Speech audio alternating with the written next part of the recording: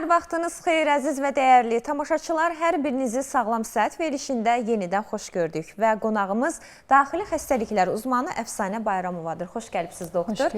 Və biz qonağımızla daha çox qanın yuyulması kimi tanınan bir prosedur haqqında söhbət aparacağıq. Doktor, plazmaferez kimi də tanınır həmin prosedur. Bu haqda istəyərdim tamaşaçılarımıza məlumat verərdiniz. Plazmaferez nədir? Yəni qanın yuyulması. Xalq arasında qanın yuyulması kimi bilinən prosedurun tibbi adı plazmaferezisdir. Yəni, qanın plazma hissəsinin ayrılaraq, aferezis edilərək kənarda patogen, zərərli maddələrdən təmizlənməsidir. Zərərli maddələr, toksinlər, orqanizmin hüceyrələrinə reaksiya göstərən antikorlar və s. Amma çox təəssüflər olsun ki, hal-hazırda cəmiyyətimizdə bu prosedurdan tibbi göstərişlər olmadan özbaşına bir şəkildə pasiyentlər özü təyinat verərək özləri bu prosedura müraciət edirlər. Amma əslində plazmaferezis proseduru tibbi göstərişi olan bir halda həyat qurtaran bir prosedurdur. Hansı hallarda? Hematoloji xəstəliklərdə, məsələn, qanın elementlərinə, önəmli elementlərinə, trombositlərə, eritrositlərə qarşı reaksiya, antikor yaranırsa, hemolitik anemiya, trombositopenik purpura kimi həyati vacib, yəni həyatı təhdid edən xəstəliklərdə plazmaferezis proseduru çox önəmli, vacib, həyat qurtaran bir prosedurdur. Amma bu zaman bu prosedura təyinatı həkim və bir neçə mütəxəssis ciddi bir şəkildə qərar verilir. Həkim təyinatı əsasında qərar verilir. Çox təəssüf olsun ki, insanlar dəqiq göstərişləri bilmədən reklamlara yönəlik bir şəkildə bu prosedura müraciət edirlər. Bir çox nevroloji xəstəliklərdə, miasteniya gravis, Guillain-Barré kimi xəstəliklərdə, intoksikasiyalarda çox önəmli bir prosedurdur. Amma ayaq üstə gəzən insanlar və yaxud da xolesterini yüksək olan insanlar, şəkəri yüksək olan insanlar öz başına bu prosedura müraciət edirlər. Səbəb də nədir? Əslində bu söhbəti etməkdə məqsəd nədir? Sosial şəbəkələrdə, xüsusilə TikTok platformasında bu prosedurun qanınızı yuduzdurun, qanınızı toksinlərdən təmizləyin, qanınızı xolesterindən təmizləyin kimi başlıqlar adı altında reklam olunur və insanlar da izləyirəm mən, çox meyl edirlər. Yerini saradır, qiymət neçədir kimi, yəni həddindən artıq bir axım var. Halbuki bu prosedur riskləri var, fəsadları var. Heç bir halda həkim təyinatı olmadan ayaq üstə gəzən, xroniki xəstəlikləri hesab etmirik, ciddi bir göstərişi olmayan insana təyin oluna bilməz. Sanki bir kosmetoloji prosedurdur, doktor. O qədər sadə yanaşır ki, insanlar. Eynən dializ cihazı kimi düşünək. Yəni, bir dializ qərarı verəndə bir pasiyentə ki, artıq böyrəklər iflas etmişdir, dializ qərarı veririk. Bütün xəstə, bütün yaxınları, bütün ailəsi o qədər həyəcan təşviş keçirirlər ki, artıq yaxınımız dializ cihazına bağlı qalacaqdır. Bunu da eyni şəkildə dializ cihazı kimi düşünün. Yəni, qanın plazma hissəsi orqanizmdən ayrılır, kənarda bəzi maddələrdən təmizlənir. Dediyim kimi, göstəriş olduğu halda o toksinlərdən, o antikorlardan, qan hüceyrəsini məhv edən antikorlardan təmizlənməsi lazımdır. Amma hansı hallarda boşu-boşuna istifadə olunur? Triqliserit yüksəkliyi, xolesterin yüksəkliyi kimi, yaxud da şəkərim yüksəkdir, yaxud da özümü yaxşı hiss eləmirəm, xroniki alkoqol qəbul edən biridir. Deyilə dəriniz gözəlləşəcəkdir. Özümü yaxşı hiss edəcəm, detoks olacaqdır. İldə 2 dəfə bunu edirəm, qətiyyən. Məsələn, triqliserit yüksəkliyinin üzərində dayanaq, xolesterin yüksəkliyinin. Xolesterin yüksəkliyi zamanı bütün dünyada qəbul olunan göstəriş əsasında təyin olunmuş dərmanlar var. Əvvəlcə bu dərmanlar təyin olunmalıdır ki, xolesterinin sintezi, xolesterinin metabolizması kontrol altına alınsın. O dərmanları verməkdə məqsədimiz nədir? Xolesterin sintezlənməsin ki, damarlarımızda tutmasın. Amma insanlar təbii ki, pəhrizə riayət eləmirlər, alkoqol qəbul edirlər, qanda bir miqdar xolesterin yüksəlir. Əvvəlcə risklər varsa, diabet varsa, ailədə ürək-damar xəstəliyi riski varsa, mütləq şəkildə həkim təyinatı ilə xolesterin dərmanı başlanmalıdır. Və bu zaman bu cəlbedici başlıqlar altında reklam olunan prosedur ki, xolesteriniz yüksəkdir, triqliseritdən belə azad olun falan filan, bu kimi şüarlarla insanları bu prosedurlara cəlb edirlər. Heç faydası olmur o xəstələrə, doktor? faydası olmur və bütün dünyada triqliserit yüksəkliyində, aşağı dəyərdə triqliserit yüksəkliyində bu prosedurun heç bir təsdiqi yoxdur, tibbi göstərişi yoxdur. Triqliserit yüksəkliyi zamanı nə zaman biz tövsiyə edirik? Əgər triqliserit yüksəkliyinə bağlı kəskin pankreatit ki, ən çox qorxduğumuz fəsadıdır, kəskin pankreatit riski varsa ki, bu xəstə də artıq xəstəxanada olan bir xəstədir. Kəskin pankreatit diaqnozu qoyulan bir xəstə xəstəxanada olan bir xəstədir. Bir miqdar yəni köməyimizə yetir. Hətta yayınlar var, tədqiqatlar var. Bu heç bir həkimin özünün düşündüyü bir yöntəm deyil. Minlərlə insan üzərində aparılan tədqiqatlar var ki, kəskin pankreatit riskini önləmək üçün 1000-2000 triqliserit dəyərlərini aradan götürmək üçün qısa bir zamanda cavab almaq üçün plazmafarezis oluna bilər. Amma yayınların çoxu da buna qarşıdır, heç bir faydası olmadığını təsdiqləmişdir. Eləcə də şəkər yüksəkliyi. Şəkər yüksəkliyi zamanı deyək ki, yüksək seyr edən şəkərlər var. Yenə həmin başlıqlar altında insanları yüksək şəkərdən, yüksək xolesterindən azad olmaq üçün müraciət eləyin və s. cəlb eləyirlər. Yaxşı 3 gün, 5 gün, 2 prosedur, 3 prosedur, qanınızın plazması şəkərdən təmizləndi. Bəs sonrası, əgər həyat tərziniz eyni şəkildə davam edirsə, müalicəniz düzgün deyilsə, yenə də heç bir fayda olmayacaq. Hər gün mü eləmək lazımdır o zaman bu məntiqlə? Mümkün deyil. Bu prosedurun riskləri var, fəsadları var. Dializ cihazından, dializdən ən çox qorxduğumuz nədir? Yəni, insanların dializdə həyatını itirməsinin səbəbi nədir? Təzyiqin düşməsi. Hipotansiyon deyilir. Təzyiqin düşməsi çox risklidir. Bu da eyni şəkildə qanın plazma hissəsi orqanizmdən ayrılır. Formalı elementləri, eritrositlər, leykositlər, trombositlər qana göndərilir. Bu dönəm ərzində qana albumin yaxud da başqa bir donorun plazması verilir ki, öz plazması kənarda təmizlənənə qədər. Və təmizləmə prosesində də təbii ki, elektrolitləri də pasiyent itirir. Kaliumu, kalsiumu, immun sistemimizi təmin edən, bizi mikroorqanizmdən qoruyan formalı elementləri də itirir. Doktor, heç bir faydası yoxdur dediniz. Bəs zərərləri nələrdir? Deyək ki, getdik bu prosedurdan keçdik, şəkərimizə heç bir xeyri olmadı. Bəs zərəri varmı? Dediyim kimi, yəni qanın önəmli elementlərini, bizi mikroblardan qoruyan önəmli elementləri, immun kompleksləri də orqanizmdən ayırır. İnfeksiya riski var, bir prosedurdur, qana təmas edən bir prosedurdur və qan orqanizmdən ayrılaraq kənarda dövr edir, cihazlarda infeksiya riski var.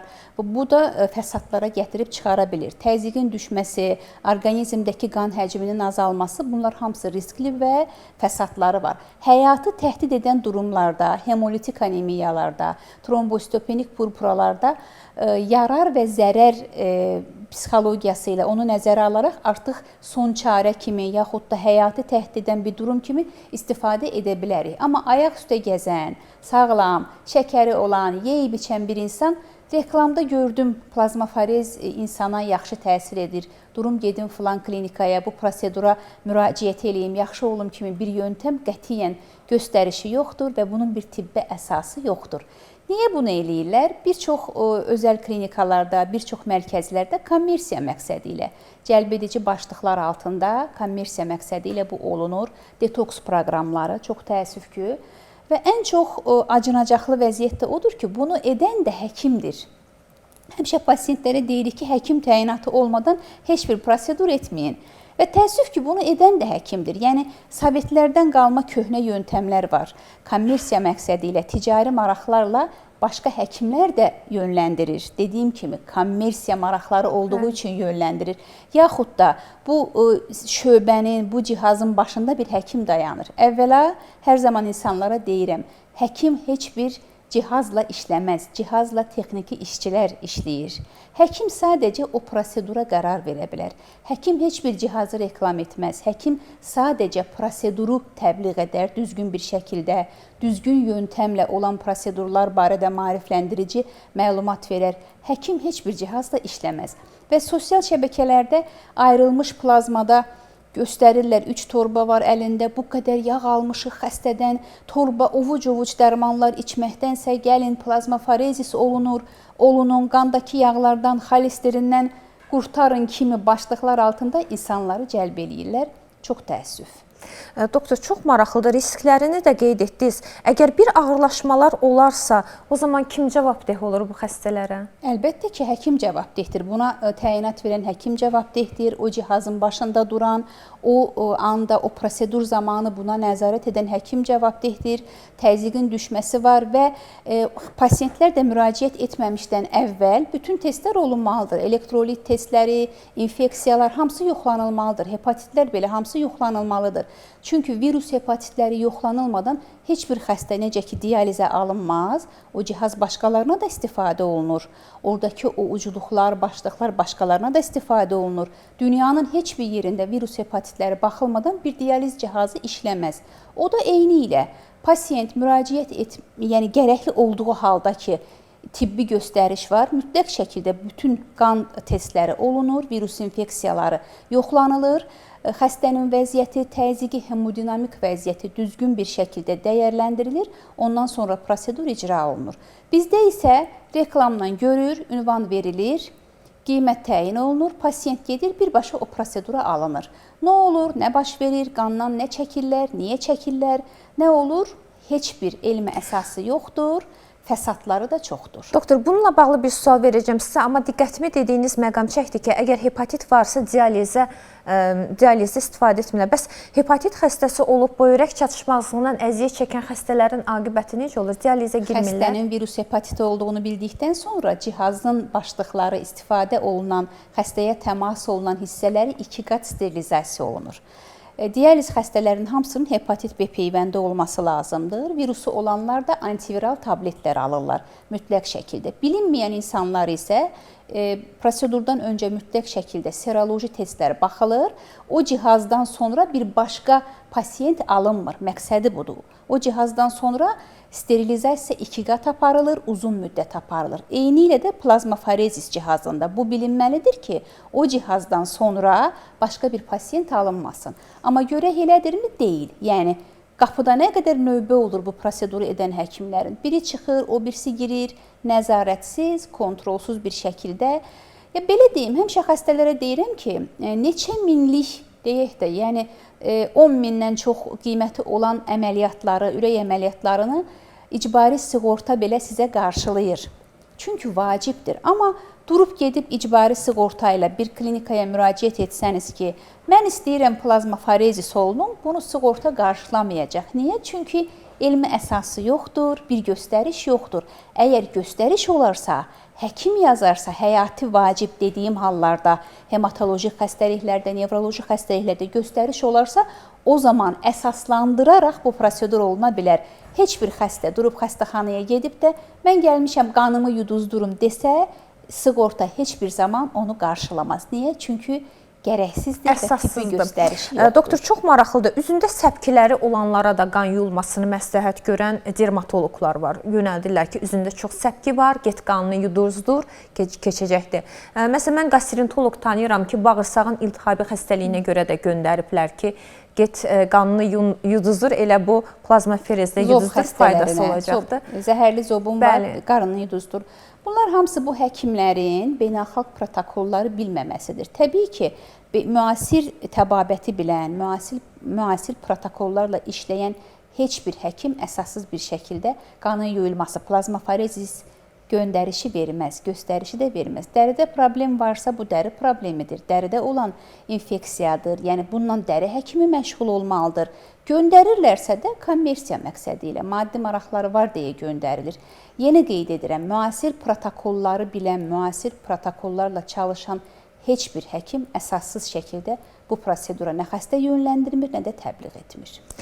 Doktor, bir də qanı sistemlə də yuyanlar da var. Yəni sistem təyin edirlər, deyir sistemlə sənin qanın yuyuldu. Xüsusən də əgər xəstə uzun müddətli dərman istifadə edirsə, deyirlər ki, bax sən uzun müddətli, məsələn, nevroloji dərman istifadə edibsən, sənin qanın hazırda toksinlərlə doludur. Xeyli sistem olmalıdır ki, sistem sənin qanını yusun, təmizləsin. Sistemin belə bir funksiyası varmı ki, bizim qanımızı yusun, təmizləsin? Sistemlə verilən maye hər bir halda nə olur? Orqanizmin plazmasına uyğun fizioloji məhlullar, ringerlaktat kimi məhlullar ki, bunlar bizim plazmamızda eyni tərkibə malikdir. Gərəyimiz olur, bəli, xəstə dehidrata isə, yəni çox maye qəbul etməyibsə, böyrəklər susuz qalıbsa, böyrəyin qanlanmasını və böyrəyin süzməsini, filtrasiyasını artırmaq üçün maye dəstəyi veririk xəstələrə. Bəzən də məsələn allerjik reaksiyalar, intoksikasiyalar zamanı maye dəstəyi verilir. Məqsəd nədir? Nə qədər çox maye veririksə, böyrəklər də o qədər qanlanır və o qədər mayeni süzür. Bu zaman təbii ki, böyrəklərdən toksinlər, zərərli maddələr də süzülür. Orada məqsəd odur. O zaman da onu da çox gərəksiz istifadə edirlər. Yəni bir qribal infeksiya, bir qrip keçirdi, bir influenzadır, mövsümi infeksiya, temperatur varsa orqanizm maye dəstəyi almalıdır. Su için, yəni yetərincə niyə deyirik? Evdə bol-bol maye qəbul edin. Bu sistemi tam əvəz edirmi doktor? Bol maye qəbul edirsə, bəli. Yəni xəstə 2-3 litr maye içirsə durmadan, böyrəklər də onun artığını təbii ki, orqanizmdən atacaq. Eyni şəkildə, yəni biz o 2-3 litr mayeni qrip zamanı, temperatur zamanı damardan veririksə, onun artığını böyrəklər yenə atacaq. Sadəcə orqanizmi hidratə etmək, yəni qan dövranını artırmaq məqsədi ilədir o sistemlər. Ona da çox ehtiyac yoxdur və evdə təyin olunur, çox təəssüf ki, dünyanın heç bir yerində belə bir yöntəm yoxdur ki, bu bizim ölkəmizdə çox acınacaqlıdır. Evdə damardan bir xəstəyə müdaxilə olmaz, evdə xəstəyə antibiotik təyin olunmaz. Damardan damar təması, yəni hər cür allerjik reaksiya yarana bilər, hər cür anafilaktik şok yarana bilər ki, bu barədə də çox eşitmişik. Evdə antibiotik təyinatı nəticəsində, evdə başqa dərmanların təyinatı nəticəsində allerjik reaksiya, anafilaktik şok və həyatını itirən xəstələri çox eşitmişik. Damardan evdə müdaxilə olunmaz, qətiyyən heç bir şəkildə. Bunu edən tibb bacıları olur. Onlar da deyirlər ki, mən bu işi hər gün xəstəxanada 20 ildə edirəm. Amma hadisə bir dəfə olur. 20 ildə edir, 21-ci ildə bir dəfə xəstə... Yox, yəni deyir tibb bacıları deyirlər ki, mən hansısa xəstəxanada 20 ildə hər gün işləyirəm də, yəni mən xəstəxanada işləyən bir tibb bacısıyam. Evdə edirəmsə nə təhlükəsi ola bilər? Hər gün bunu xəstəxanada edirəm bu işi. Amma hadisə hər zaman olmur. Hər xəstənin orqanizmi eyni deyil. Anafilaktik 5 gün xəstəyə antibiotik vurulur, 6-cı gün reaksiya verir, anafilaktik şok keçirir xəstə. Və ev şəraitində o tibb bacısı həkim olmadan yanında xəstəni o vəziyyətdən çıxara bilmir. Çox zaman da tibb bacısı da eləmir, yəni damara mayeni taxır və gedir, bir də bitəndə gəlir. Belə hallar da var. Taxır, gedir, o zaman ərzində də bir başqa xəstəyə də yaxın məsafədə varsa ona da gedir. Dünyanın heç bir yerində belə bir şey yoxdur. İnsanlar bu psixologiyadan qətiyyən uzaqlaşmır, heç bir şəkildə və fəsadlarını da heç cürə gözə almırlar. Doktor, bir sual vermək istəyirəm. Bilmirəm sizin sahənizlə bağlıdırmı, yoxsa yox. Bununla bağlı o qədər izləyicilərimizdən suallar alıram ki, istəyərdim ki, gəlmişkən soruşum sizə. Bilirsiniz ki, trend əməliyyatlardan biri də liposaksiya əməliyyatıdır. Yəni, insanlar o qədər kütləvi şəkildə, mən deyərdim, hamı liposaksiya etdirmək istəyir. Və burada prosedur belə olur da, bədənin müəyyən nahiyəsindən piy çıxarırlar, sonra bədənin başqa bir yerinə inyeksiya edirlər. Bu qədərmi asan, bəsit bir işdir, yağı bir yerdən götürüb bədənin başqa yerinə qoymaq?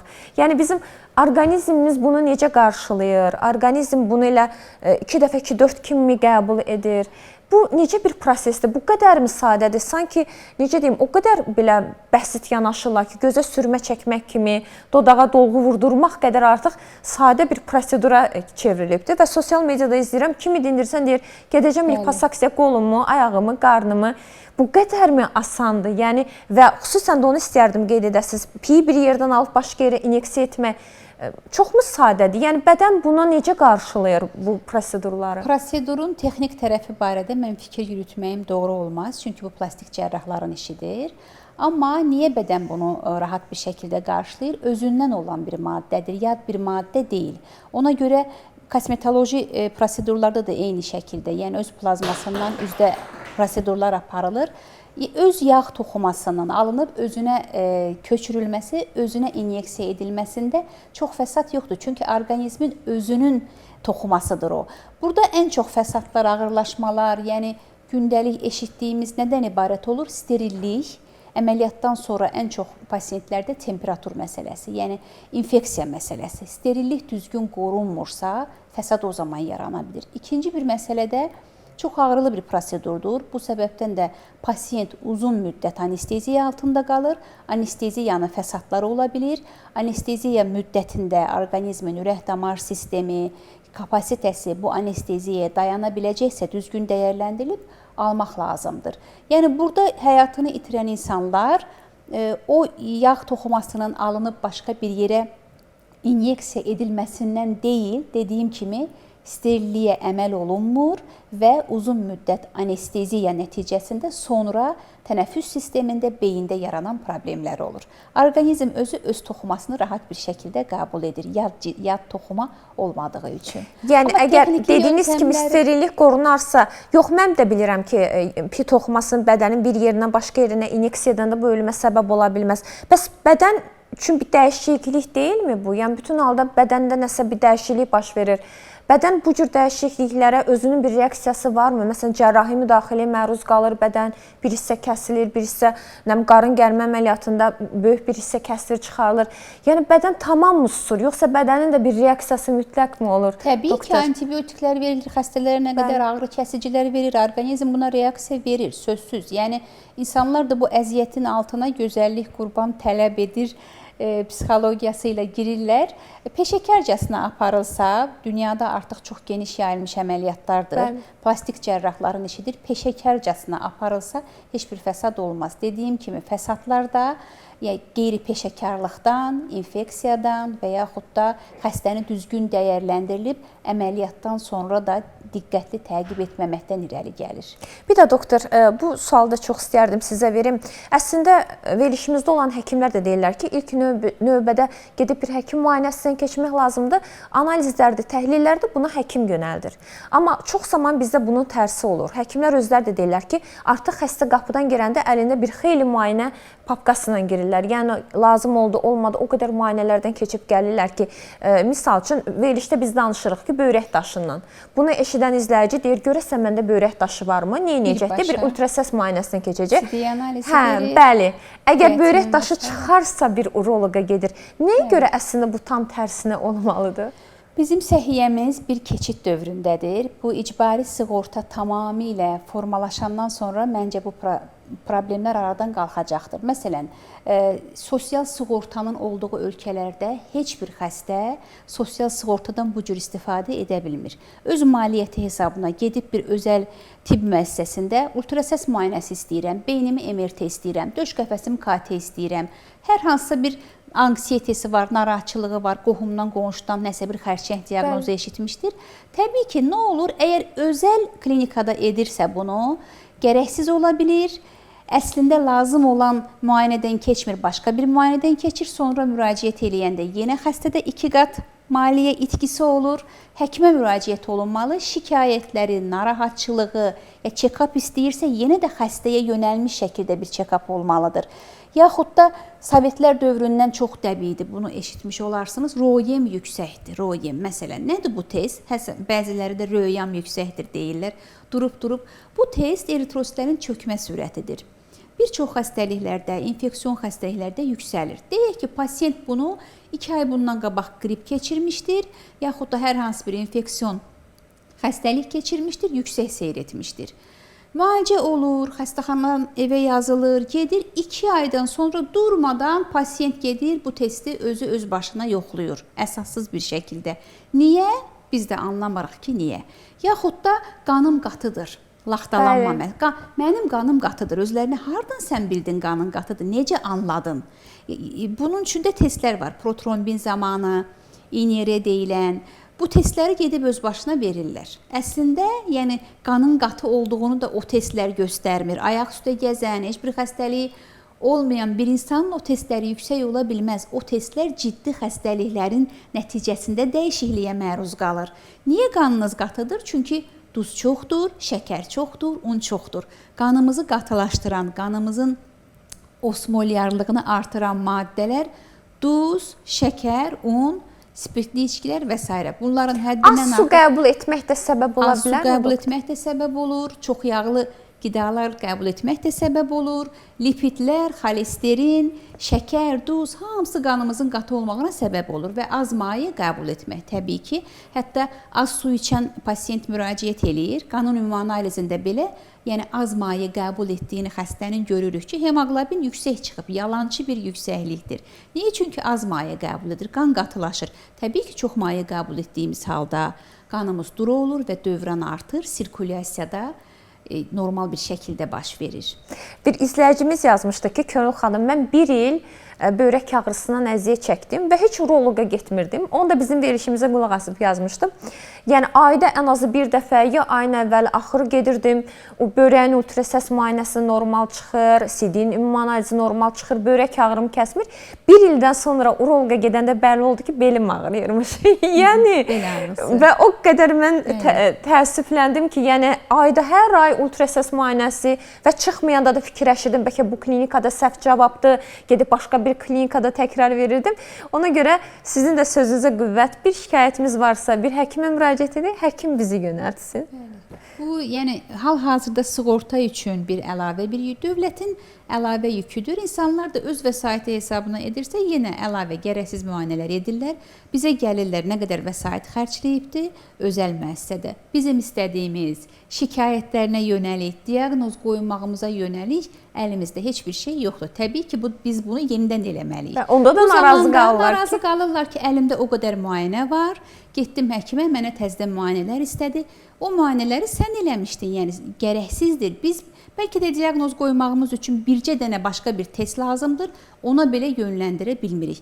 Hər testin, hər müayinənin özünün məqsədi var, başqa anlamı var, başqa məqsəddə olunur. Yəni durub-dururkən gedib qaraciyərimi, böyrəyimi yoxlatmağa gəlmişəm. Yaxınlaşırlar bir özəl müəssisəyə, qeydiyyatda olan bütün qaraciyərə, böyrəyə aid nə testlər varsa hamısını yazır. Alırlar əllərinə, heç bir şey anlamırlar.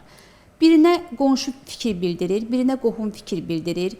Qohumda bir həkim varsa zəng eləyirlər, bir mənim testlərimə bax, sən bu testi niyə verdin, nə üçün verdin, kağıza mən necə fikir bildirim, nədir sənin problemin?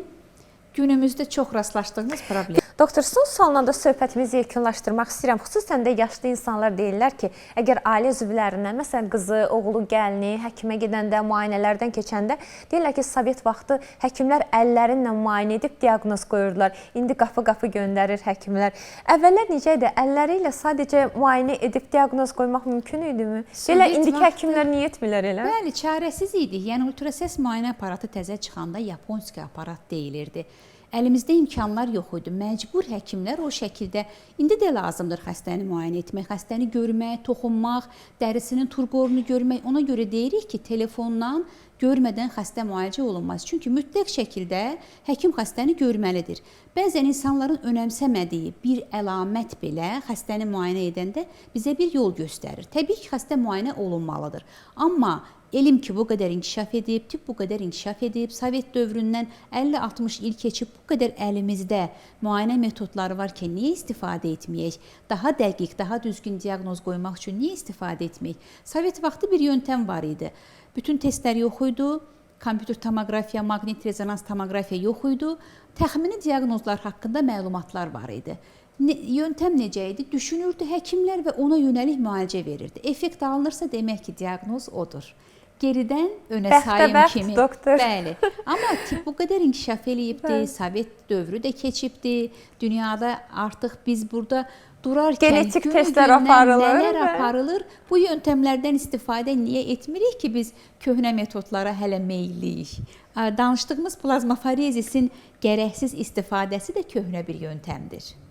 Gəldiyinizə görə təşəkkür edirəm, doktor. Çox sağ olun, var olun. Əziz tamaşaçılar, bizim qonağımız daxili xəstəliklər uzmanı Əfsanə Bayramova idi. Sizinlə isə sağollaşırıq, yenidən görüşünüzə gəlmək ümidi ilə. Sağ olun, sağlıqla qalın.